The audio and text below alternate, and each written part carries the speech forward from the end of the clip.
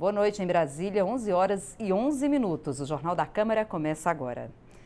O plenário da Câmara aprovou nesta terça-feira a medida provisória que facilita a renegociação de dívidas dos estados. E a gente vai direto ao Salão Verde falar com a repórter Dini Moraes, que tem as informações.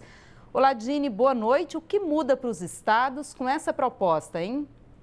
Boa noite, Jaciene. Boa noite a todos que nos acompanham agora ao vivo pela TV Câmara. O que muda, Jaciene, é que os estados agora vão ter que apresentar menos coisas, menos exigências na hora de assinar esse contrato de renegociação de dívidas junto ao governo federal. São 6 critérios, 6 condições que acabaram caindo com essa medida provisória. Vamos ver como é que foi o debate aqui no plenário da Câmara. Termine aí, deputado. As votações da semana começaram pela medida provisória que trata da renegociação de dívidas de estados com a União, dispensando uma série de exigências, como estar em dia com o pagamento de FGTS. Houve tentativa de obstrução por parte do PSOL e PCdoB, mas sem sucesso. Nos debates, a ressalva não se dirigia à matéria em si, mas a outro tipo de contrapartida que o governo já faz aos estados endividados, independentemente do que diz a medida provisória aprovada. Ela não é uma renegociação. Na verdade, ela é uma tentativa de impor um programa ultra neoliberal, fundamentalista aos estados brasileiros. Está sendo feito aqui foi uma jogada que teve base na questão do empréstimo para o estado do Rio de Janeiro, em que a venda da SEDAI, o aumento da contribuição dos servidores para pagar a conta da dívida.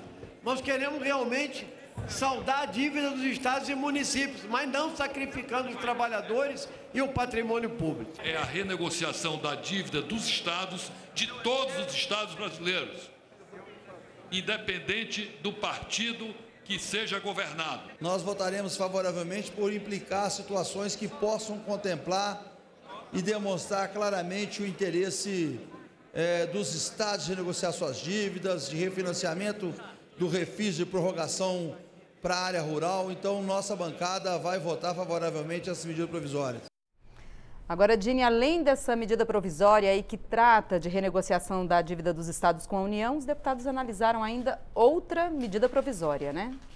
Exatamente, viu, Jaciene? Essa medida provisória que a gente falou agora, essa das dívidas estaduais, ela tem um prazo super apertado, tá? Ela foi agora para o Senado, mas os senadores precisam avaliá-la amanhã, aprová-la, né, no caso, amanhã, para que ela não perca a validade de lei. Já essa segunda que você me falou aí, que foi também aprovada, foi a medida provisória que trata do programa de microcrédito produtivo orientado. O que é isso?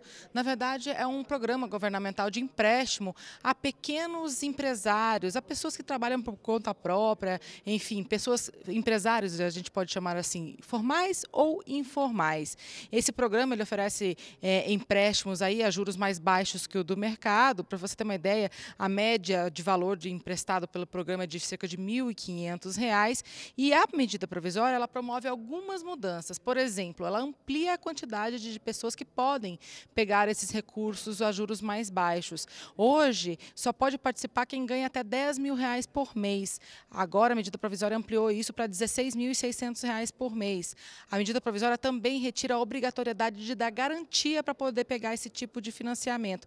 E também autoriza o funcionamento de aplicativos nesse setor de microcrédito. Jaciene?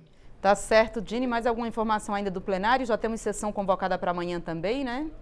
Exatamente. Amanhã, aqui no plenário, vão ser analisadas aí a medida provisória que trata do refis rural, né, ampliando o prazo de adesão para produtores rurais e para empresas que atuam no agronegócio aderirem àquele grande programa de renegociação de dívidas junto ao governo federal, um programa que alonga as dívidas e também dá desconto a elas. Também está previsto a votação daquele projeto de lei que trata da reoneração, ou seja, que algumas empresas, algumas atividades da economia brasileira aí vão passar a pagar mais contribuição previdenciária. Também está previsto amanhã, Jaciene, um evento fora do plenário, aqui na frente do plenário, no Salão Verde, que é a criação oficial daquele observatório de segurança das ações da intervenção federal lá no Rio de Janeiro, as ações militares que estão acontecendo lá para coibir a violência no Rio de Janeiro. Ele vai ser lançado oficialmente, esse observatório legislativo, que é uma ação da Câmara aí para acompanhar todas essas ações que estão acontecendo no Rio de Janeiro,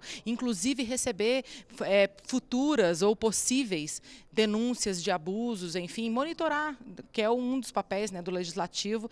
Esse observatório ele vai ser lançado oficialmente aqui às 3 horas da tarde no Salão Verde, aqui na frente do plenário Ulisses Guimarães, Jaciene. Tá certo, Dini, muito obrigada pelas informações. Boa noite. Boa noite.